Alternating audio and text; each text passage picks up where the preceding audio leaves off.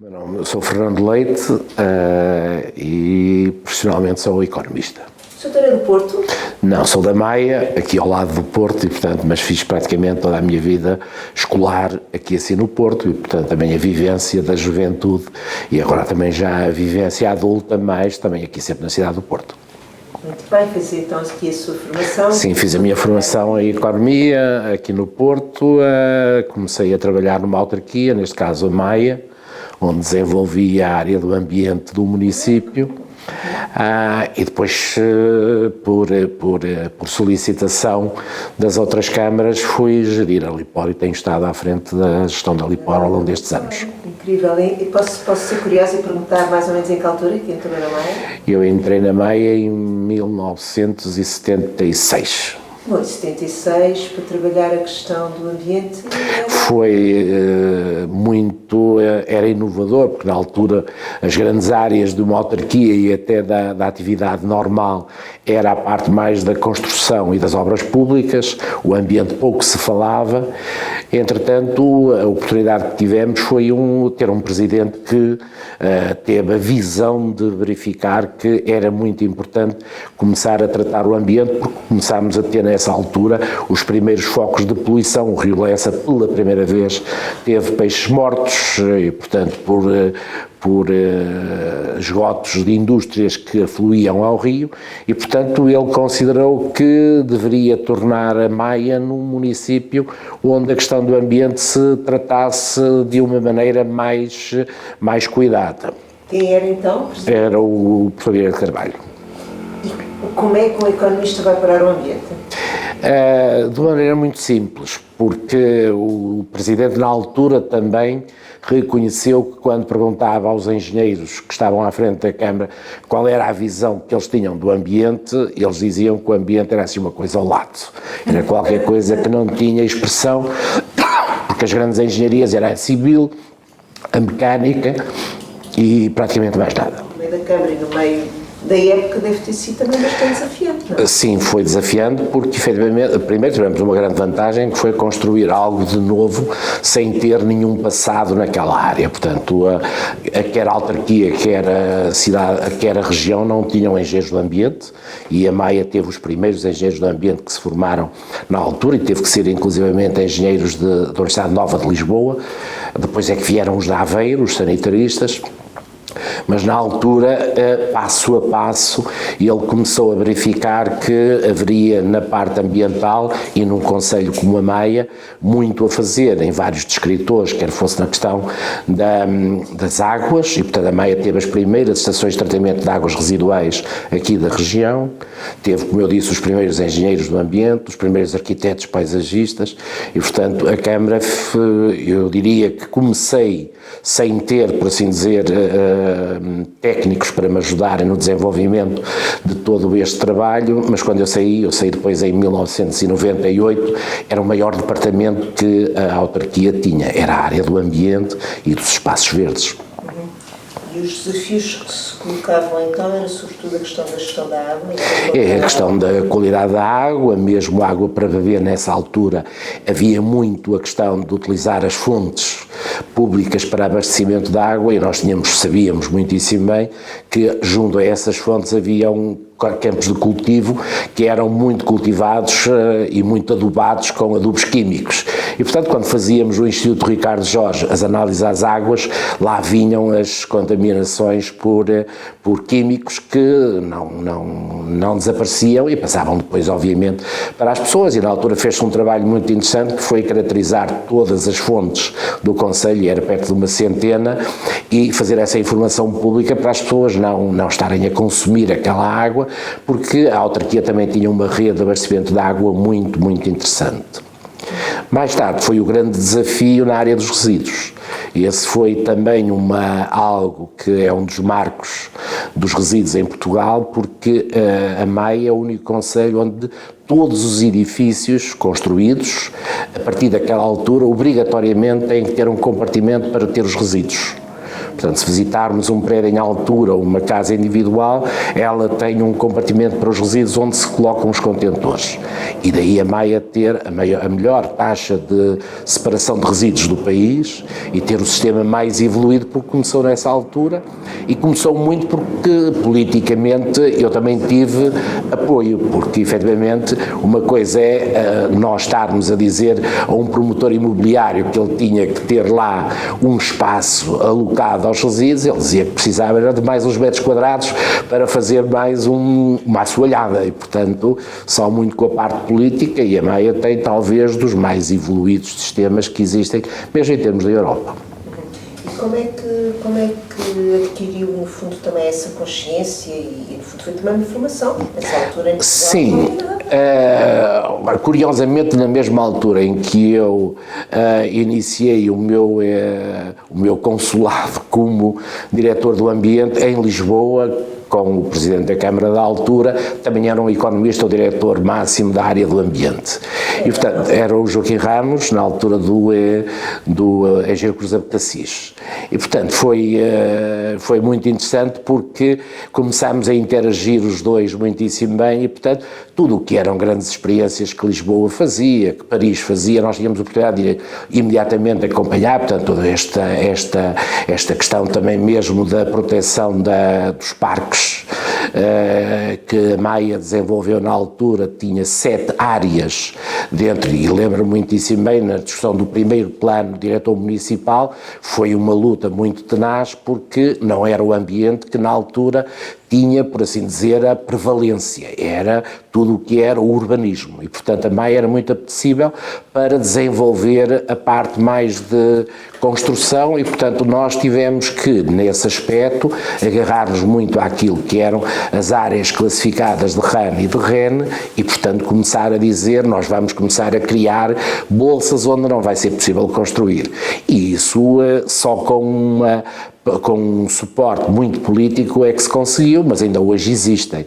Os Montes de Gonçalão, nós na altura tínhamos 7 áreas que na altura foram adjudicadas, recordo-me eu, a 7 paisagistas diferentes, um deles foi a professora Teresa Anderson, mas houve outros paisagistas que trabalharam naqueles parques, e tínhamos todo um programa de desenvolvimento para toda aquela área. Comprámos quintas, a Quinta da Gruta no Castelo da Maia foi adquirida nessa altura, agora, por exemplo, a Quinta dos Cónegos, que era uma propriedade que estava praticamente a resvalar para a área da habitação, também foi conseguida adquirir. Portanto, dessa altura começou a haver muito a consciência do equilíbrio que haveria de haver entre a natureza e o habitável, e portanto depois também a melhoria da qualidade de vida dos cidadãos. E recorda-me na altura que havia uma máxima que o Presidente dizia, que foi muito mal entendida na altura, lembro-me de um editorial do Jornal Público na altura que foi muito comentado, porque num discurso o Presidente da Câmara dizia que na Maia o nosso logo era Maia, em primeiro lugar o ambiente, e aquilo ninguém na área metropolitana no país seguia essa visão, e na altura lhe perguntaram-lhe porque é que ele achava que o ambiente era assim uma coisa tão importante, e ele disse na altura, o ambiente é para os países e para os povos é tão importante como a defesa da pátria, a defesa do ambiente tão importante como a defesa da pátria. Foi altamente criticado, e ele na altura explicava, não há nenhum povo que se consiga, por assim dizer, com prazer, em viver num país completamente destruído, e portanto com questões, ele tinha visitado a Bulgária e viu toda a contaminação, e começou a ver a contaminação a aparecer nos cursos de água, e portanto ele era muito cultor de se atacar fortemente todos esses domínios. O domínio da água não foi muito, na altura, muito bem desenvolvido, porque também houve centralização de algumas dessas competências, e por exemplo a Câmara não tinha competências no domínio hídrico, e portanto o Rio Lessa foi paulatinamente caindo numa situação de poluição fortíssima, porque a Câmara não tinha meios para poder agarrar, não tinha instrumentos para conseguir controlar essa situação. Queria incrível, não é? Porque fazer isso nesse final dos anos 70 foi pioneirismo. Sim, na altura ouvia-se falar em tudo aquilo que o arquiteto Ribeiro Telo já dizia, e eu diria que nós, desde termos uma equipe que estava muito atenta àquilo que eram as plantações de eucaliptos, lembra-me, por exemplo, que nessa altura apareceu pela primeira vez a legislação sobre os estudos de impacto ambiental, e a Maia tem uma grande subestação de energia da Rede Elétrica Nacional, mesmo no centro do concelho. E na altura apareceu na Câmara uns 10 volumes com o estudo de impacto ambiental, feito por um consultor de engenharia de Lisboa, que era a Hidroprojeto na altura, e onde veio para a Câmara, e a primeira coisa que o Presidente fez foi passar o assunto para mim, e portanto eu teria de ler, eu só consegui ler o resumo não técnico, e pelo resumo não técnico vi logo que aquilo tinha questões profundas que era preciso acautelar. E falei com ele, e portanto disse-lhe, nós precisamos rapidamente de ter engenheiros do ambiente, e vieram aí a entrada dos engenheiros do ambiente, porque eles é que vão conseguir, por assim dizer, retirar o que é que tudo isto na sua essência diz. E portanto lembra-me que dois engenheiros, eles trabalhavam na SONAI e trocaram a SONAI pela Câmara da Maia, porque acharam o desafio muito grande e trabalharam muito bem na análise desse projeto. E portanto nós fizemos uma reunião em que tínhamos, julgo, uma dúzia de especialistas, professores e tudo isso da Rede Elétrica Nacional, e do outro lado estava o Presidente da Câmara com os dois colegas que eram da área das engenharias do ambiente, e eu, que obviamente estava ali como responsável pela área. E recordo muito bem que os senhores da REN e dos consultores falavam apenas naquilo que era a mais-valia económica que aquela linha iria trazer, porque iria reforçar fortemente a capacidade de abastecimento de eletricidade a toda a cintura da cidade do Porto. E o Presidente da Câmara estava totalmente de acordo com isso, mas que aquilo não devia ser feito com prejuízo de outra entidade ou de outro espaço, como era o caso do espaço da Meia. E a conversa foi-se desenvolvendo porque uma das medidas que vinha lá aflorada e que os técnicos apanharam é que numa zona onde habitualmente passava uma colónia de um pássaro que habitará em algum período do ano naquela zona, havia uma zona que era atravessada por bandos desses pássaros. E, portanto, um pouco a medo, o consultor colocou que uma das medidas mitigadoras era a linha de alta tensão sair enterrada. Portanto, ser enterrada, em vez de ser aérea, ser enterrada, o que em termos de custos eram 10 vezes mais o custo. E lembra-me que o Presidente da REN, na altura, já estava tão desesperado que lhe perguntou, disse: "Sr. Presidente, não me diga que por causa de um passarito o senhor vai nos obrigar a fazer aqui um investimento de X." Eu fiquei a dizer assim: o que é que se vai sair daqui? E fiquei muito honrado porque ele levantou-se, estendeu a mão e disse: "No dia em que os senhores trouxerem o projeto para enterrar a linha, eu aprovo o projeto. Se não fizerem nada, está reprovado." E eles fizeram o enterramento da linha. Portanto, ele olhava para os... Onde é que vinha essa sensibilidade? Ele era um homem de muita cultura e, portanto, acredito que ele tinha muito aquelas visões do fim do mundo. Isto um dia há de acabar. E, portanto, ele passou por épocas, provavelmente passou a época das guerras, evidente, ele era de famílias pobres, isso também se sabia, e era uma pessoa que falava muito, conversava muito e visitava imensos locais. Por exemplo, foi connosco à Bulgária, porque se tinha a ideia da Bulgária de duas Bulgárias. A Bulgária da capital rica, um pouco desenvolvida, e o resto era feudal. E ele gostou de ver aquela realidade. E depois, muito balizado naquilo que era o estudo da história, ele era professor de História, portanto, ele começou a ver que havia problemas muito sérios, ou que haveríamos de estar perante problemas muito sérios, se não atacássemos a questão do ambiente tão rapidamente. E isso foi muito importante, porque ninguém na sua área de atividade se sente,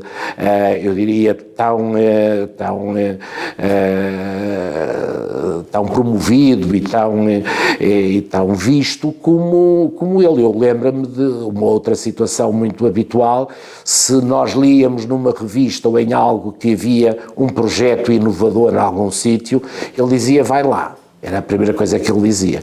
Por exemplo, a Maia construiu os primeiros ecocentros, os primeiros parques para indústrias, para as indústrias poderem levar lá os resíduos, e eu lembro-me estava numa visita com a minha esposa e com os meus filhos em Paris e fui ver o parque que estava ao lado do nosso hotel.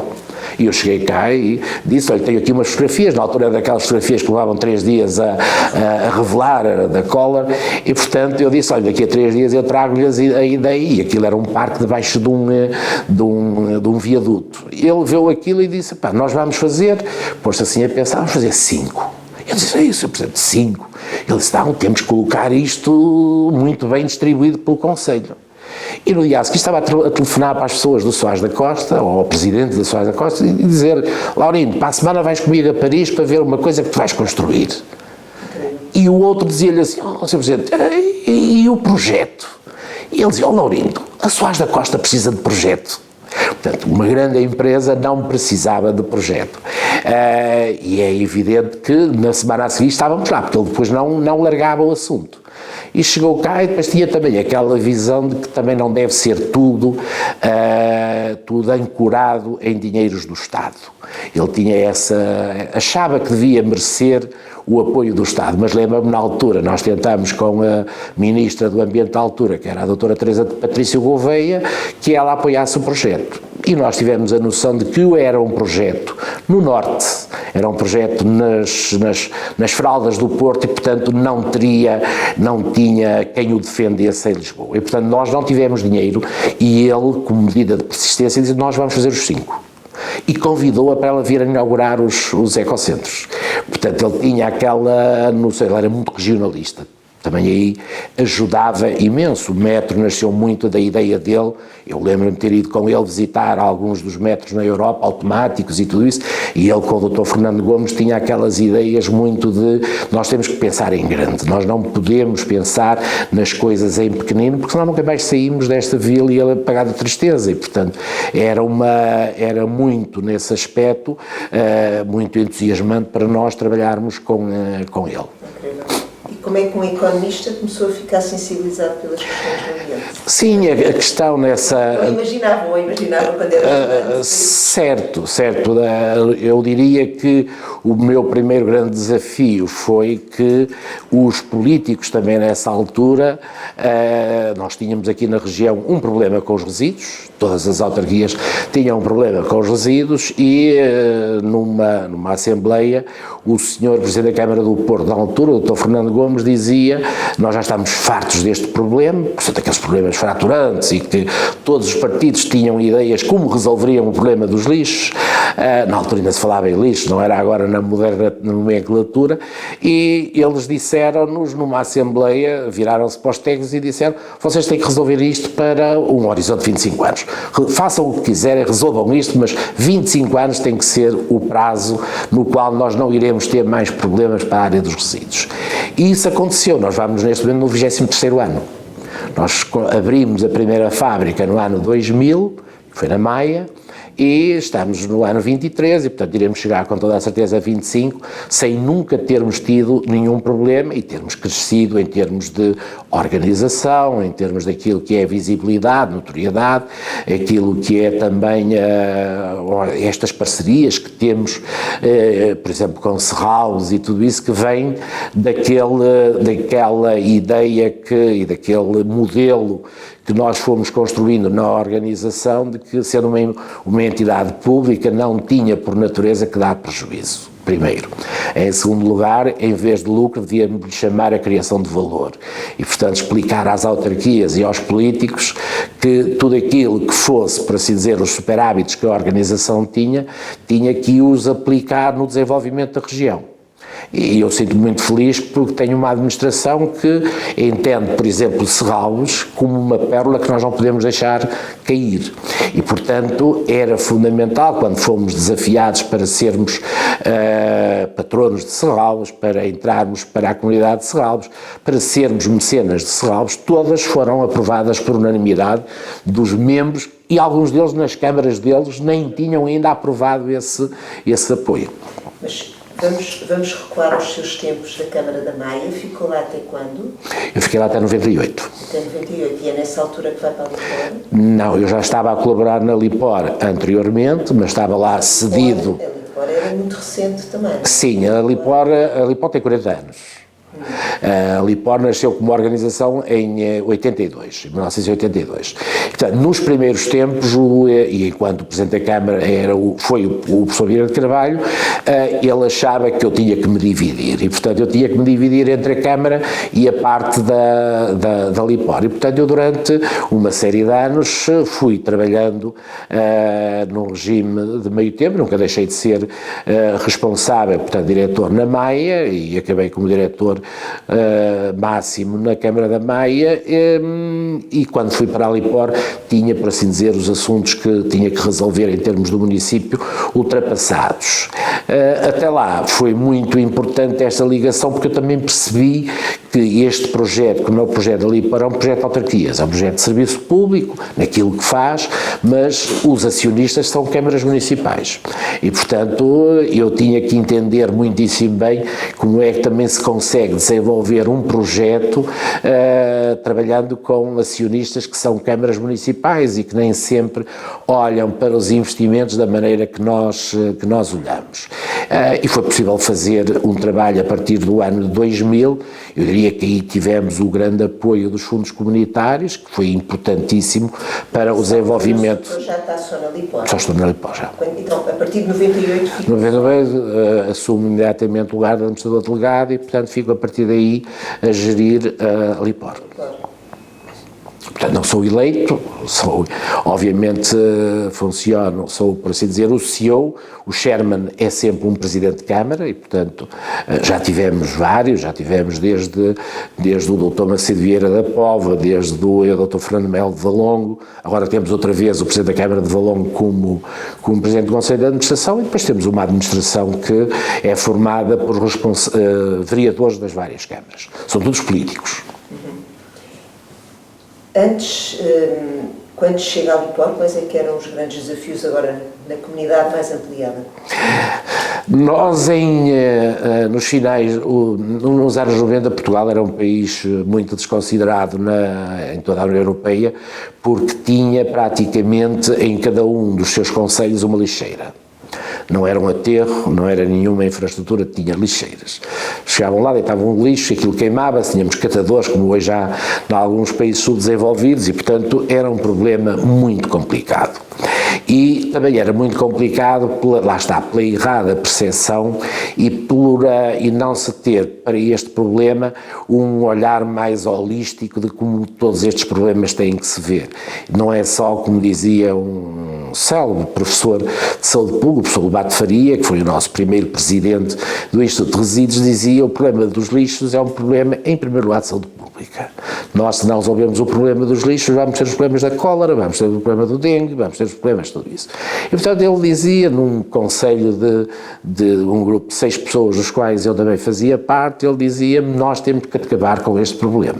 E, portanto, quando não se tem dinheiro, tem que ser por prioridades. E, portanto, nós, depois de muito debate e de muito aconselhamento dele, dissemos: a primeira coisa que nós temos que fazer é acabar com todas as lixeiras. E, portanto, vamos falar com o Primeiro-Ministro, e o Primeiro-Ministro tem mesmo que aceitar que se faça esse primeiro grande plano. E, portanto, nós também seguimos a boa tradição germânica, que antes de fazer qualquer coisa planificámos a atividade. E, portanto, aquilo que nós fizemos foi fazer um plano nacional para eliminar as lixeiras e substituí-las por equipamentos já da moderna geração, que eram aterros modernos e fábricas. E tratamos também, dentro desse grande debate, algo que foi muito importante, foi perceber que uma zona rural não tem as mesmas características de uma zona urbana. Nessa altura, que era em especial a periferia de Lisboa, estava muito proletarizada, portanto havia imensas situações de barracas e de questões, as Brandoas, aquelas zonas de Odivelas e tudo isso. O Porto também tinha alguns focos, mas essencialmente o interior começou a desertificar-se. E portanto o que nós também percebemos é que tínhamos que ter um plano para o interior e um plano para as áreas metropolitanas. E nas áreas metropolitanas a chave do problema foi desenvolver uma unidade de tratamento de resíduos que conseguisse tratar essencialmente quantidades. E a única alternativa tecnológica que na altura havia e que ainda hoje há é a valorização energética. A valorização energética é uma fábrica que, se for bem construída, é muito fiável, e nós lá está, fomos ver os bons exemplos europeus, suíços, austríacos e tudo isso, e portanto aquela unidade nós conseguimos, após o primeiro dia de funcionamento daquela fábrica, conseguimos fechar a lixeira de Hermesinde e torná-la logo a seguir num parque, que também era uma ideia que nasceu do professor Lobato de Faria, que dizia assim: nós temos que retribuir às pessoas aquilo que as pessoas nos deram com muito sacrifício. Elas sacrificaram-se muito quando tinham ali uma lixeira, porque tinham gaivotas, tinham ratos, tinham todo o género, tinham catadores, tinham tudo, e de momento deixaram de ter. E portanto hoje o que a Lipor tem em Hermesinde é um parque que tem 20 hectares de área, mas que recebe cerca de 50 mil pessoas por ano, e que tem inclusivamente, editou agora o catálogo de todas as espécies que temos lá no parque, e são cerca de 50 espécies que temos diferentes, que se recriaram numa zona em que por baixo nós temos cerca de 4 milhões de toneladas de resíduos.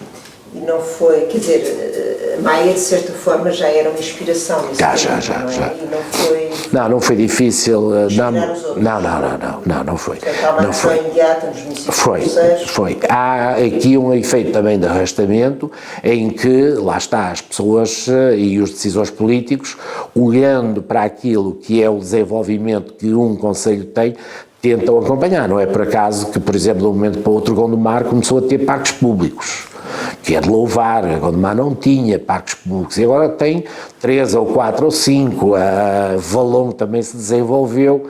Também entendem, se formos ver, praticamente todos esses municípios são ou patronos de Serralves, porque dizem, nós também, não é só criar toda esta infraestrutura onde nós estamos, é também em todo por assim dizer, uma envolvente que é muito importante para nós. Dou um exemplo: nós neste momento estamos a preparar agora a operação do BioBlitz, que é o próximo evento aqui de Serralves, no qual nós somos os mecenas, e começamos por um simples apoio ao desenvolvimento do evento cá. Neste momento, ou antes, há 2 anos, vimos a oportunidade que tínhamos de trazer as escolas.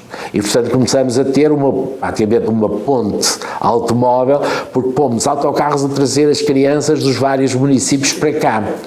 E, portanto, ontem recebi a notícia que já tínhamos todos os autocarros, todos com a capacidade lotada, e os municípios queriam mais. E, portanto, nós estamos iremos na próxima semana desenvolver e trazer. Porquê? Porque as crianças vêm cá descobrir aquilo que acham que já não existe. E, portanto, que às vezes veem num livro e chegam aqui e ficam maravilhadas porque veem a salamandra. Eles normalmente nos espaços onde habitam já não têm salamandras, portanto já não se explica o que é uma sardanisca. Têm medo da sardanisca, têm medo do caracol, e vêm aqui e veem com toda a candura, veem aquilo, e além do mais é todo o verde que existe cá e que os fascina. Portanto, Doutor, antes de ter esta relação profissional mais próxima de Serralves, e sendo daqui, que ideia que tinha de Serralves? Eu tenho duas visões de Serralves. Tenho a visão de Serralves na altura em que Serralves começou a tentar proteger o espaço, porque o espaço também teve na altura, nos primeiros tempos, alguns perigos que se aproximaram de Serralves. Se não tivesse sido possível construir o ecossistema de Serralves, como na altura ele foi construído, eu diria que hoje já não teríamos Serralves. E, portanto, essa pressão de urbanização de Serralves foi muito forte. Foi muito forte, foi muito forte. Ela era protagonizada?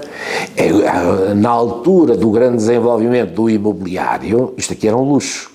Porque nós estamos aqui assim nas proximidades do Douro, do Rio Douro, nós estamos aqui assim numa zona muito bem servida, temos aqui uma alameda praticamente que era muito importante. E depois nós passamos por uma época em que todos os aspectos culturais e todos os aspectos eu diria, chamar-lhe a biodiversidade, mas ainda não era o conceito da biodiversidade, eram completamente desfavorecidos, portanto ninguém tinha uma ideia de salvaguardar um património, o capital natural, que é o que Serralves tem.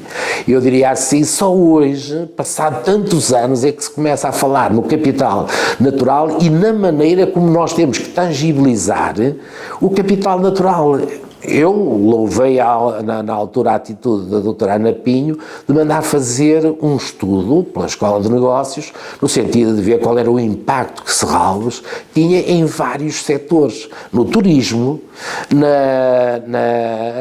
na questão, e isso é muito importante, e hoje está-se a estudar isso de Serralves, a questão qual é o impacto em termos da proteção das emissões dos gases de efeito de estufa e o que é que isto serve como sumidouro de carbono. Portanto, só hoje é que nós estamos a entender isto. Se nós não tivéssemos tido nessa altura, não tivessem as pessoas nessa altura tido essa visão, hoje nós deveríamos estar a chorar e a dizer que tínhamos aqui mais uma série de jardins de qualquer coisa e não tínhamos proteção possível. Nesses anos de pressão mais forte para a fragmentação e urbanização aqui de Serralves, o Sr. Doutor já conhecia Serralves por dentro? Já tinha vindo? Já tinha vindo cá e obviamente... Antes de ser vendido ao Estado? Não, já depois de ser vendido ao Estado. Eu vi logo no início da venda ao Estado e, portanto, os primeiros grandes... Como cidadão aqui sim. Que ideia que tinha de Serralves? Não,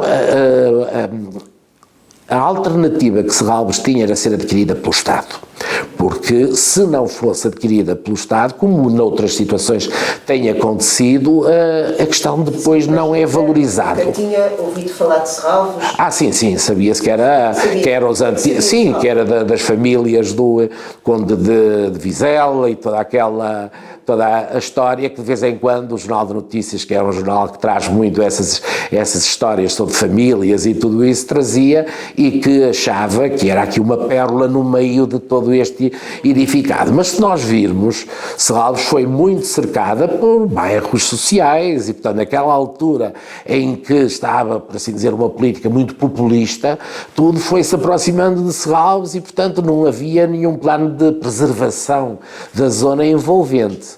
E eu diria que depois também começaram a chegar a Serralves as pessoas que tinham efetivamente voz em Lisboa. O professor Braga da Cruz, o professor Valente Oliveira, portanto, tudo pessoas que tinham o Jonas Marques Pinto e todo um conjunto de pessoas que fizeram aquela época muito voluntarista. E eu diria que era muito importante dar o passo seguinte, e isso foi dado pela doutora Ana Pinho. Não há volta a dar-lhe. O profissionalismo, a ambição, o crescimento, uma visão de futuro vem da equipe dela e dela em particular. Quando o Sr. estava a dizer que tinha duas visões de Serralves, quando foi da pressão urbanística? Quando a pressão urbanística, e que era a visão de que iria fenecer mais um espaço aqui. Eu lembro-me muitíssimo bem que tínhamos relativamente próximo, se se pode dizer, o Palácio de Cristal, que também não era, e era um espaço público, e não era valorizado, não se pretendia levar lá pessoas. Fez-se durante algum tempo a feira popular, mas eram mais os interesses comerciais da Roda dos Cavalinhos do que propriamente aquele espaço arbóreo espetacular que existe no Palácio Cristal. Por exemplo, eu acredito que o desenvolvimento que Serralves e o parque, essencialmente Serralves, fez com que agora a Câmara do Porto tenha uma visão para a área dos parques completamente diferente. Estamos a ver agora em São Roque, o Parque São Roque está muito desenvolvido, o Palácio Cristal também, e outros pequenos parques, e como eu digo, até os municípios à volta. Se formos ver, Gondomar tem, Gaia tem uma série de parques neste momento, portanto, e isto cria-se com esta pedagogia, esta catequese que se faz quando nós vimos aqui. Nós vimos aqui a Serralves e quer seja na parte do museu, quer seja, porque eu conheço muitas pessoas que vêm aqui aos eventos e que não são cultores do estilo do museu e, portanto, não estão nada virados para a arte que aqui se expõe. Agora, o conjunto global, eu acho que é essencialmente muito, muito interessante e tenho uma última conversa que tivemos até sobre Serralves com outras pessoas, foi quando se soube aquilo que foi a distribuição dos dinheiros agora para as várias entidades e, portanto, as pessoas ficaram um pouco naquela ideia de que começam a não estar outra vez a olhar para Serralves como devem, quando viram que Serralves tinha cerca de 4 milhões de euros de apoio do Estado e toda a gente acha que todo este património vale muito mais do que os 4 milhões que acabam de meter. Agora, eu diria, quando não existe a parte pública a fazer chegar as verbas, tem que ser a iniciativa privada. E, portanto, eu acho que aí é. E, Sr. quando é que Serralves, então, se cai no Licor, digamos assim, se apresenta ao Licor? Há 6 anos. Eu diria foi a entrada da doutora Ana Pinho que efetivamente fez a aproximação não só às autarquias, como à Lipor. A Lipor até aí tinha tido algumas iniciativas com Serralves, apenas com o parque, apenas naquilo que era a parte de tratamento de tudo o que era desbastes nos arvoredos, quando havia as podas e tudo isso, a Lipor recolhia todo o material e, portanto, levava o material para estilhaçar e para fazer a compostagem desse material. Agora já não faz isso porque o próprio parque tem esse trabalho e muito bem, faz o tratamento local cá e, portanto, serve de adubo aqui para todo este espaço. O que nós vimos foi a questão de nos posicionarmos com Serralves naquilo que é a partilha do valor que nós criamos, ou seja, a Lipor tem todos os anos e nos últimos 20 anos tem sido uma organização que tem tido resultados líquidos positivos e, portanto, a administração considera, dentro da proposta que é feita, que deve partilhar esses resultados às quais lhe atribui a designação e bem de valor pelas entidades que são merecedoras de todo esse apoio. E, portanto, Serralves tem uma cota muito significativa daquilo que é o nosso apoio dentro da visão de que é uma organização que tem que vencer e, portanto, nós temos que estar ligados a Serralves das mais variadas maneiras e, portanto, neste momento somos já, como eu disse, além de sócios fundadores, somos fundadores desde há 7 anos. E agora também somos patronos, começamos logo a seguir, patronos também, portanto há depois mais uma posição acionista, por assim dizer, mais uma contribuição anual, que é para o Fundo de Renovação das Obras de Serralves, somos patrono também, e somos mecenas exclusivos do Bioblitz, portanto. Escolheram o Bioblitz porquê? Tinha tudo a ver connosco, tinha tudo a ver com a parte ambiental, com a parte do parque, tinha a ver com aquilo que nós achávamos que podia ser a ligação às escolas e, portanto, aos jovens, e, portanto, tudo isso fez com que nós, e cativou-se com o Bioblitz muitas outras autarquias, por exemplo, há autarquias que hoje vêm de longe ao Bioblitz e até já têm cá, fazem aqui assim umas pequenas áreas de demonstração daquilo que é a atividade que eles têm na índole ambiental nas suas regiões.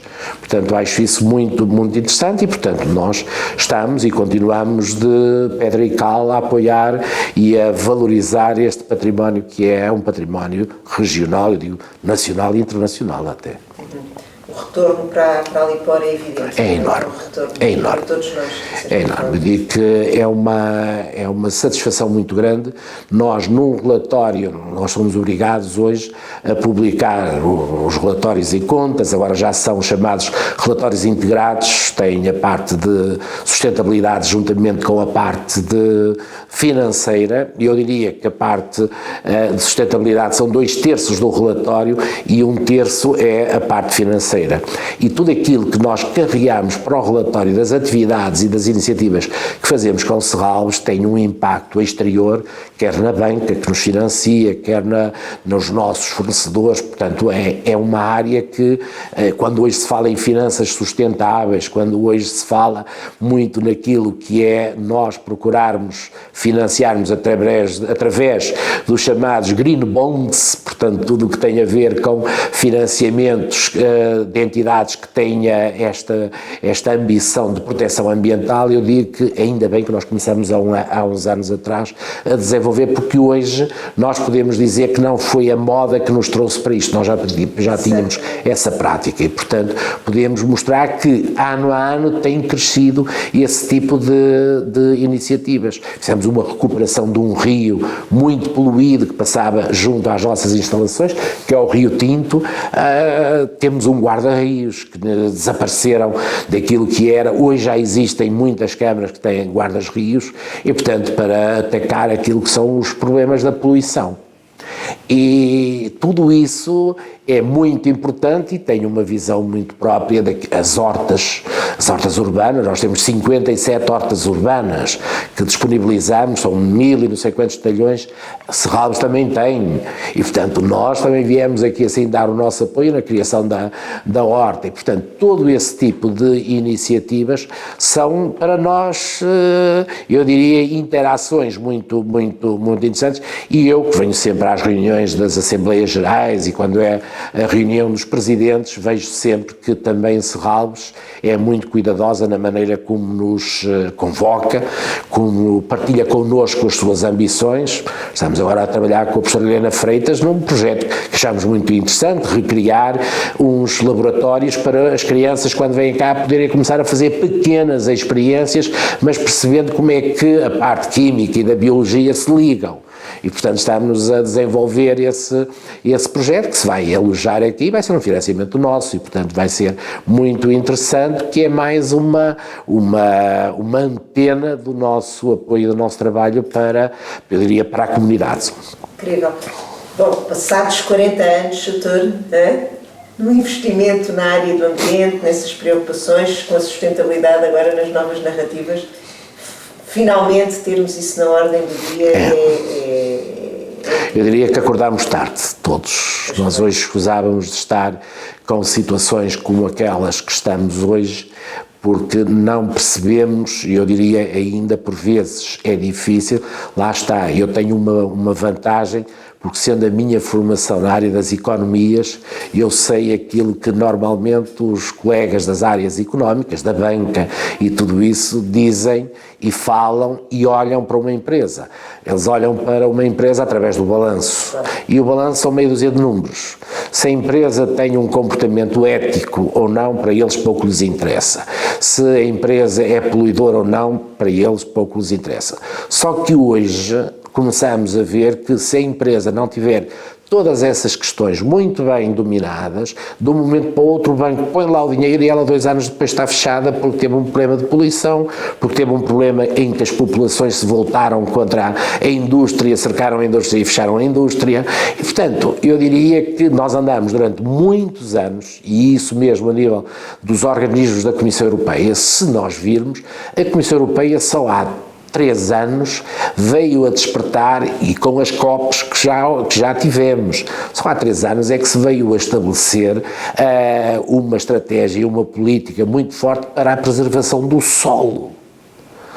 E eu lembro-me de dizer, tínhamos um engenheiro agrónomo nos nossos primórdios que dizia: olha, o senhor pode deslocar uma fábrica daqui para a Sérvia, o solo, o senhor não pode levar o seu solo para a Sérvia, ou não, é o que lá existe. E, portanto, se você não proteger aqui os seus solos, não vai. Hoje, uma das grandes estratégias da Comissão Europeia é a proteção dos solos. Nós sempre pensamos que não havia problema nenhum nos abastecimentos em bens alimentares. Porquê? Porque os continentes desta vida vinham de todos os lados, atravessavam as fronteiras, só que agora não atravessam. Basta haver uma greve, basta haver uma guerra como aquela que se deu agora numa zona que não era suposto existir e nos países que são tão importantes no fornecimento de bens tão importantes como são os cereais.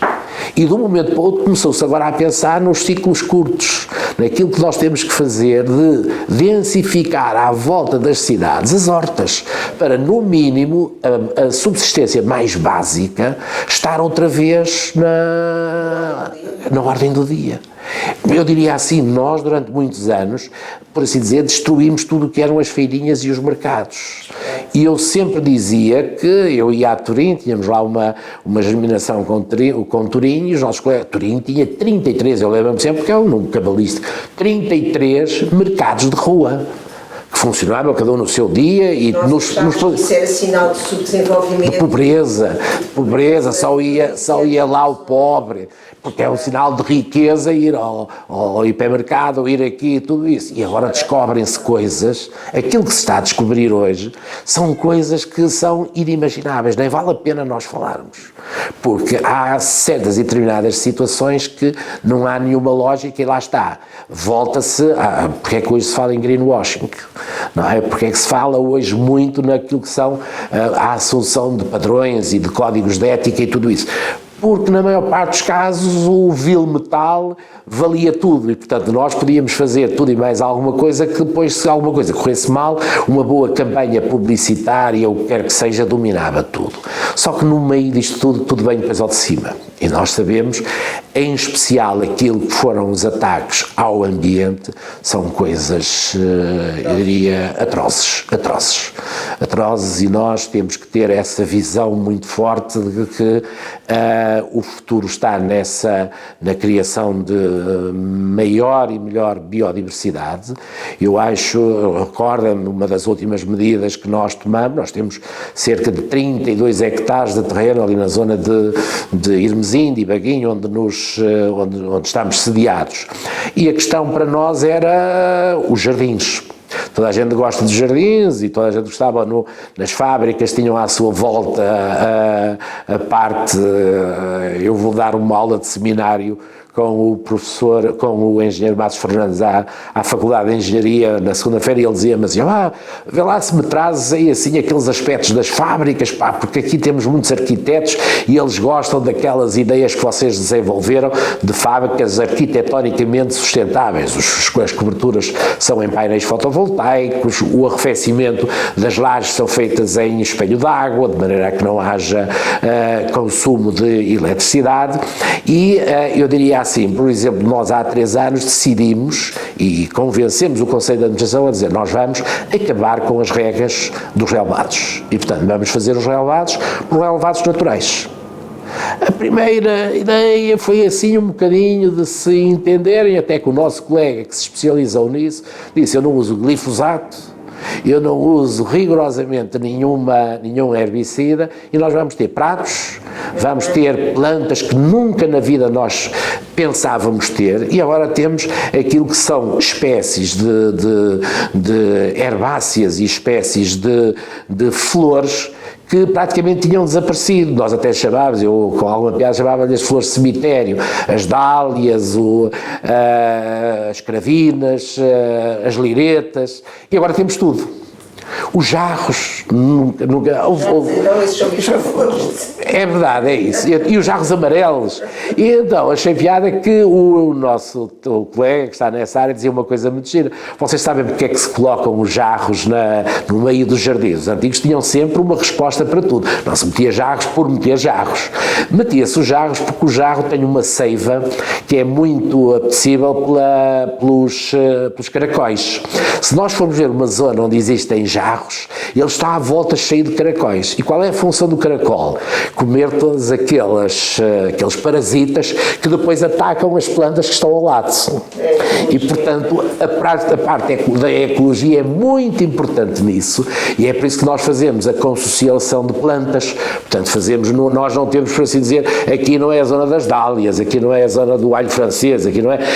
Há ali um mix das plantas para que as aromáticas e tudo isso, e temos lá uma horta que é também muito visitável, as crianças dos jardins de infância ficam maravilhados porque tem aqueles cheiros que nunca tiveram, tem tudo. Nós temos lá a célebre, não sei qual é a planta, agora também me está aqui uma branca que tem o odor, parece o irudoite. E então nós mostramos-lhe a planta, eles cheiram, então o que é que cheira isso? Ele cheira a irudoite. Mas ela tem, depois tem outra planta que também é o absinto, que eles dizem essa é perigosa, portanto afastem-se dela. São as brincadeiras que tem, mas tem o tomilho francês, tem todo um género de iniciativas muito interessantes e temos depois os animais também temos um rebanho. Portanto, o rebanho é, por assim dizer, dentro do parque, aquilo que nos limpa as herbáceas.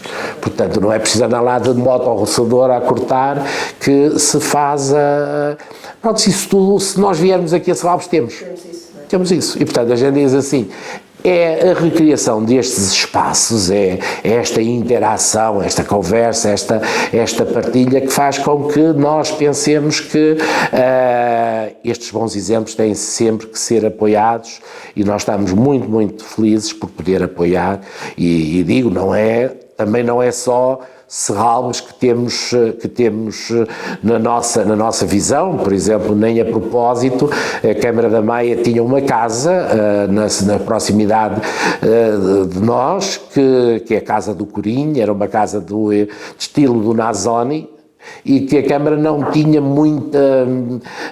muita visão para lhe poder dar destino, e cedeu-nos em regime de comodato. E nós fizemos, há um ano esta parte, vamos receber espólios aqui de Serralves para expor, porque é uma casa muito interessante, estamos a desenvolver a história, vai aparecer muito brevemente. Nas lutas liberais, o Dom Pedro veio por mar até à zona de Pampelida, em Matosinhos, para atacar a cidade do Porto. O Dom Pedro IV depois deixou o coração ali na Igreja da Lapa. O Dom Miguel, que era o irmão e era o absolutista, vinha do interior, e então alojou-se onde? Na Casa do Corim.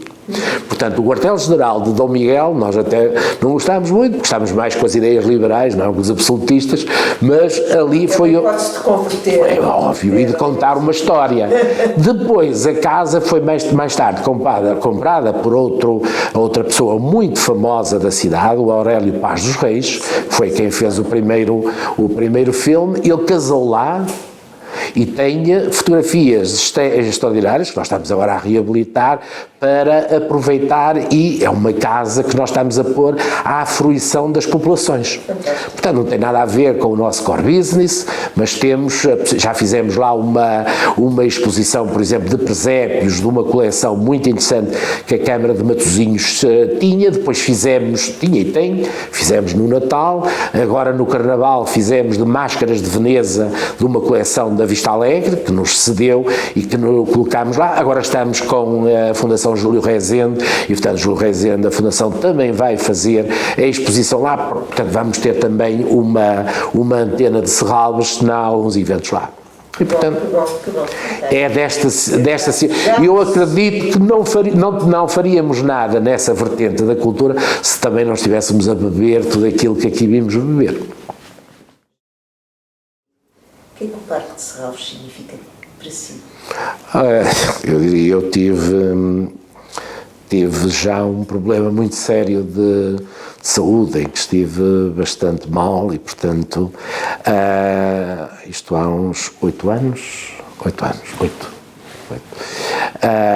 e portanto há uma época em que, eu diria, que os meus princípios já muito trazem de algumas destas paixões. Eu sou filho de operários e, portanto, vivi sempre num contexto que me fez entender muitíssimo bem como é que eu me devia, como pessoa, colocar perante os outros, perante as outras pessoas.